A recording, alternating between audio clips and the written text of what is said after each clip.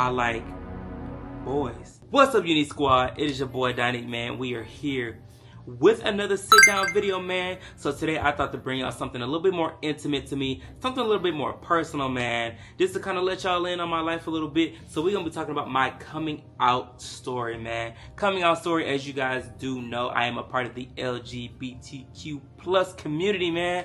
I'm a part of the family, man. I am gay, right? I do have a significant other who is a male. And I will tell you guys, sitting here today, I genuinely never thought like I would tell this story or be able to tell my story, right? Like that could be one of the most scariest things for a young man to tell either his family, friends, whomever. But today we're going to talk about it, man. We're going to get into it. We're going to peel back some layers, man, so y'all can continue to get to know me. But before we do that, make sure you like, comment, and subscribe. Make sure that you comment down below on what kind of content you want to see from me, man, or what content you want to continue to see from me. But we're going to get into this video, man. We're going to talk about this. All right, y'all, man, let's talk about it. So it's so crazy sitting here at the age of 26 and thinking like, wow, there was a time in my life where I didn't feel like I was going to be able to say, I like boys. Like, it's so crazy now being 26. I came out when I was 18, or rather I was pulled out early. But at 18 is when I officially put out in the world that I was gay, right? But let's talk about childhood a little bit. I remember being a young kid growing up in Milwaukee, Wisconsin.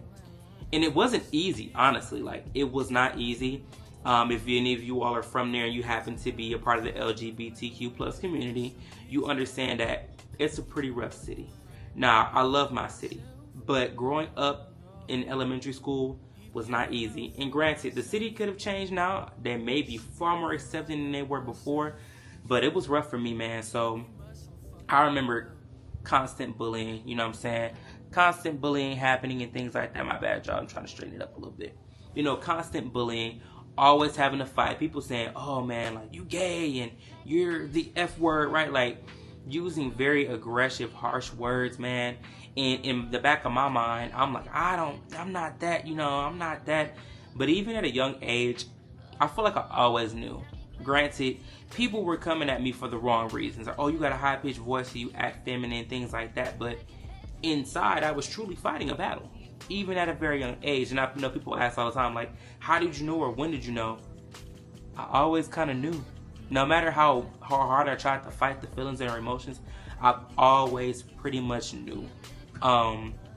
So it was pretty rough growing up, especially like even also growing up in like more of a religious household, or at least on my grandparents' side. Like, that was pretty tough, man, because you know, all you kind of hear is like, oh, that's wrong, or that's of evil, or like, you know, that's a bad spirit, things like that. And I would fight myself even as a young kid, or try to convince myself that you're not that. That's not who you are, right? And no, there's no slight to anybody. I love my family dearly. Like, my mom has been my biggest cheerleader, and I love that woman to the that is my best friend. But we're gonna get more into that, right? So yeah. So essentially, eventually we moved to West Houston. We moved to Houston, and you know, growing up in a Houston suburb, Cypress, Texas, more specifically, it was great. No complaints at all. It's so crazy because, like, you know, the question still kind of arose, but people weren't as judgmental, or at least they didn't feel like it. They were more like, hey, are you? You know, wanting to know for genuine reasons versus being, you know, bullying you down or making you feel like it's wrong or whatever. Because you had people in middle school who were openly gay, were who they were. And I think that was such a beautiful thing to see. You know, a lot of people get this misconception of Texas, but once I moved to Texas, I truly felt like I could have been myself, and I hate that I didn't come out sooner, because honestly, I probably would have been a lot more happy in those years. But I was fighting myself at that point, because in middle school, right, 6th grade, my mom had gave me a phone that I was able to use to text her to let her know when I made it to school, or me and my brother made it back home, things of that nature. So if you guys know, I'm gonna use this word, and if you know, you know.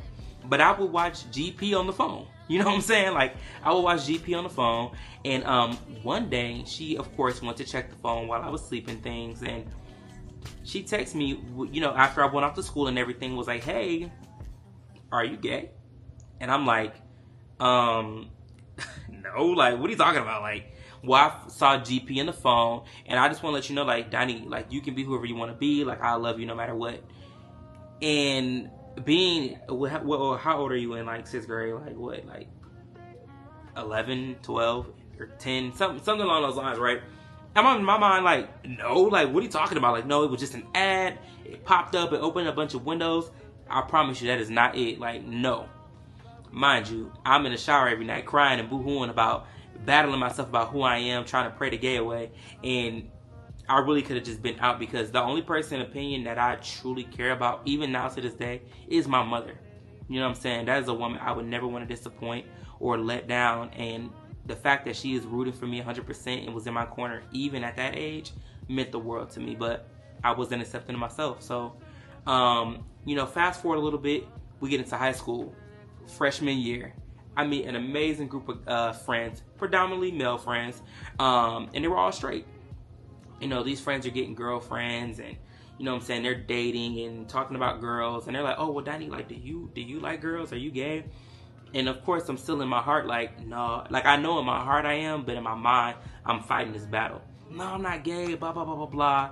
You know, and it's so crazy because, like, I went through high school actually liking girls. Like, had crushes on girls and things of that nature, but I truly just felt like, although I had a crush on them, I would have never been able to be romantic with them. So, yeah, it just never happened. And mind you, I didn't have a glow up. I don't think I was the most attractive guy in school. I feel like I had hit my glow up after high school, so girls weren't really going for the kid anyways. But I'll put a picture here. If the picture ain't here, it ain't here. But I'm going to put a picture right here to show y'all kind of what I look like in high school. To me, I feel like my form now, if I had what I had back then, I would have been pulling girls, you know what I'm saying, 100%. But it's cool because that's not even what I'm interested in now. But anyway, shout out to all the beautiful women, by the way. But yeah, man, in high school, like, it wasn't tough at all because they asked with open arms. Nobody was judging me. But for me, I didn't want to ruin any of my friends' high school experience. Like, I think that was the biggest thing in the back of my mind. I didn't want anybody being like, "Oh, you're hanging out with a gay guy," and you know what I'm saying, you know, this dude's gay and y'all are hanging with him, like, just, and they would eventually like stop wanting to be my friend. I didn't want that. Because I love my friends, and I still love them to this day. Amazing friend group, and we'll talk a little bit more about them later on in the story. But yeah, man. So you know, we're fast forwarding a little bit. You know, I'm having crushes on girls and trying to take girls on dates and stuff like that. My mom, it's so funny because we just had the story the other day where she was like, "Hey, you taking girls to Whataburger and you know what I'm saying, Sonic," when we knew it wasn't that. But anyway, you know, we're getting closer to graduation and stuff. I'm getting comfortable with starting to like text guys through social media and stuff like that. And my friends still didn't know because I was trying to keep that like low key. But you know, like they'll make jokes and I'll be like, "Oh, maybe I just go do it." You know what I'm saying? They'll be like I'm trying to think of a joke like, "Oh, Danny, we see you sent that dude. You should go talk to him." I'm like, "Maybe I will." They're like, "Oh, bro, chill out." Like, they're like trying to clock me. You know what I'm saying? And I'm not really picking up on it, but like I'm just being bold. Like I don't give a shit. Like, but I'm still saying like, "Oh no, I like girls. I like girls. I like girls." So, man, we getting, you know, out of high school and everything. I'm graduating, whatever, and I start to work at Sprint. And I get an iPad that's connected to my cell phone. And I told you already, I'm bold. I'm already texting guys, like, you know, I'm exploring my sexuality, whatever. So they're playing on this iPad. One night we're hanging out at my friend's house. And I guess I assumed that I was probably talking to somebody through text or whatever, and I had named them Bae in the iPad or phone. So my friends were like, "Bae?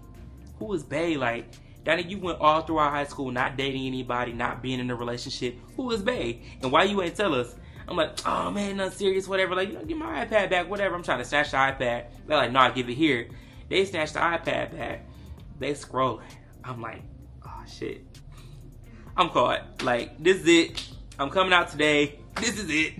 So they see a picture of the guy and they're like, And I kid you not, my best friend Jamkai, or my brother now, he looked at me, he goes, so when was you gonna tell us? He was like, oh, when was you gonna tell us?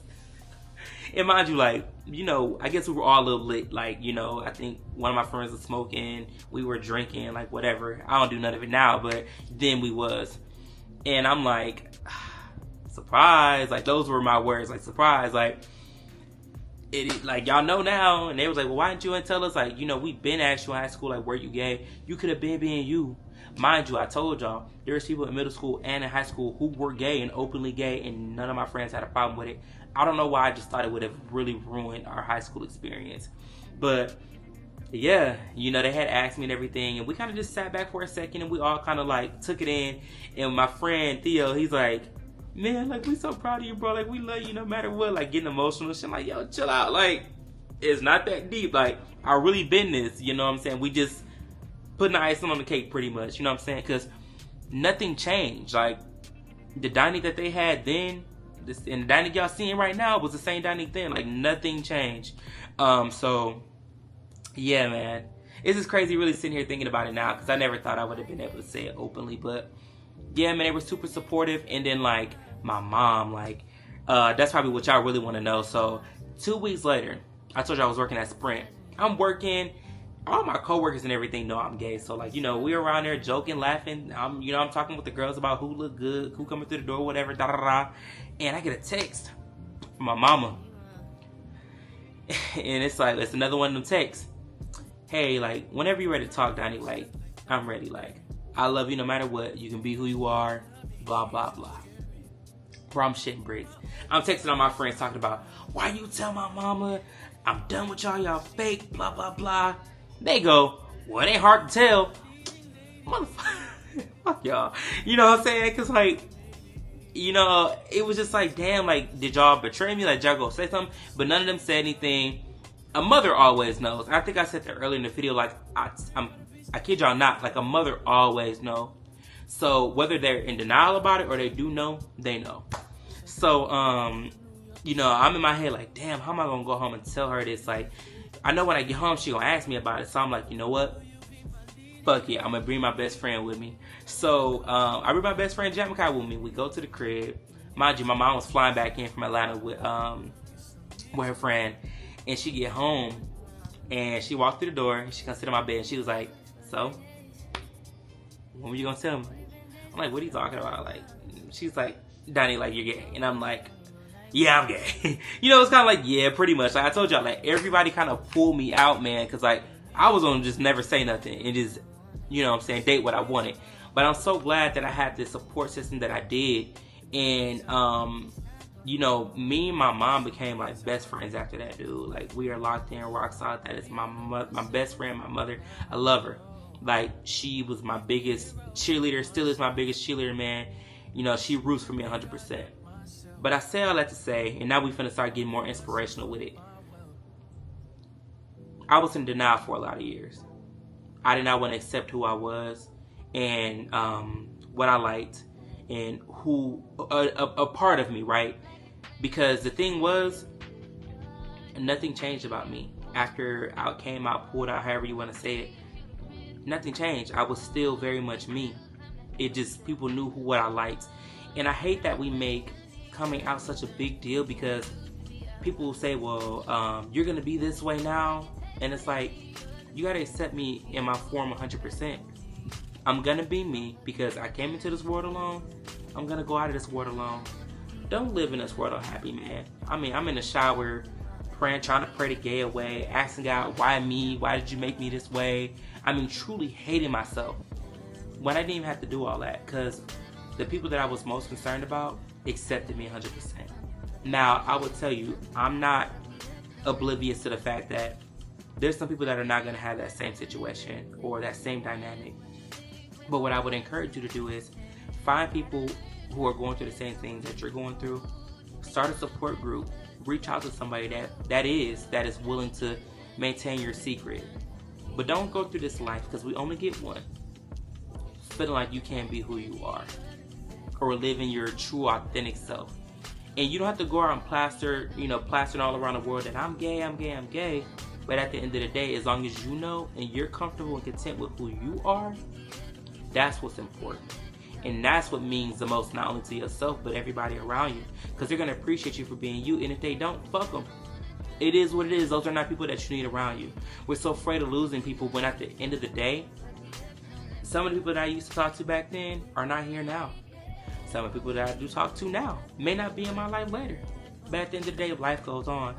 And you got to live for you. You know what I'm saying?